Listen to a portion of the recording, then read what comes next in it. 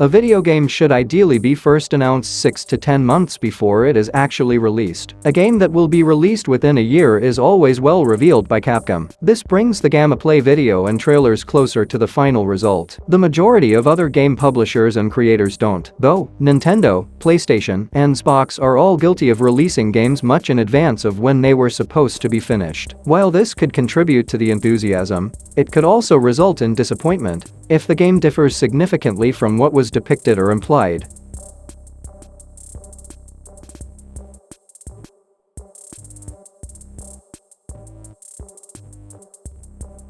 There was a lot of anticipation for the sequel, since the first Resident Evil was a commercial and critical triumph. When Resident Evil 2 was finally released in 1998, the first version that was displayed was very different. Leon was still playable, but Elza Walker took the place of Claire as the main female character. In contrast to the finished game's museum-inspired setting, the police station atmosphere appeared much more like a real police station. When the game was restarted due to quality issues, this version was almost done. It's a good thing they did, because Resident Evil 2's prototype, which was released a few years back, is just not enjoyable. It is understandable why the museum motif was chosen, rather than the more realistic station design, because the level design does not work for an regame.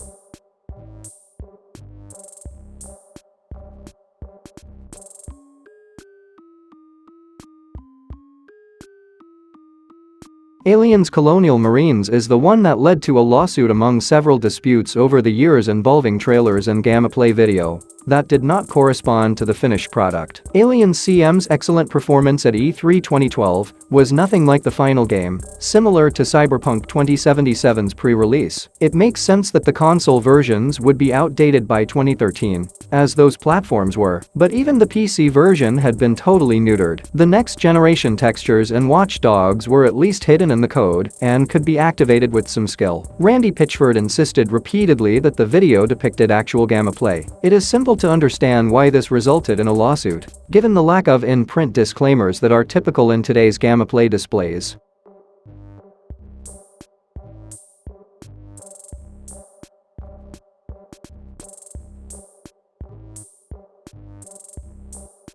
The critically panned Devil's Third, which had a very difficult development, is one of the final true YEU exclusives. THQ took over as the new publisher after an unsuccessful publishing agreement with Xbox Game Studios. The game looked very different at this time than it does in the YEU edition. Although the characters are completely different from the completed game, the combat seems comparable. Ivan, the Bollywood Vin Diesel, is not visible in the trailer. Instead, it shows a figure with an X scar on his face and a lady brandishing a katana. Additionally, the gore effects are considerably better, and the battle has better verticality. Devil's Third was in limbo after THQ filed for bankruptcy until Nintendo rescued the project and made it a YEU exclusive.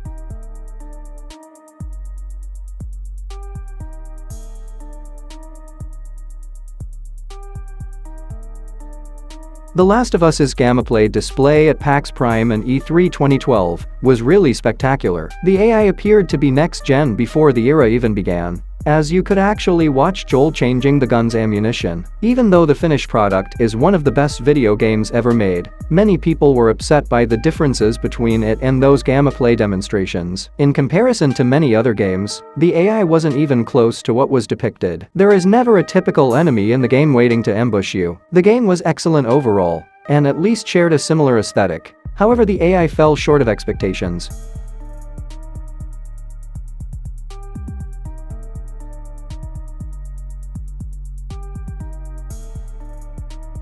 Before the first gameplay announcement in July 2020, there were a lot of cinematic trailers for Halo Infinite. It received a mixed response, with many commenting that the game seemed entertaining but woefully incomplete. Nothing puts it better than Craig, whose visage you wouldn't expect to see in a polished, finished game. Many of the developers concurred that the material was simply not ready to be shown to the general public. Halo Infinite was ultimately delayed by 1 whole year. The single-player story was well polished, but the multiplayer had several essential elements that were still missing. In addition, the feature split-screen campaign co-op, which had been promised since 2017, was dropped, which caused controversy.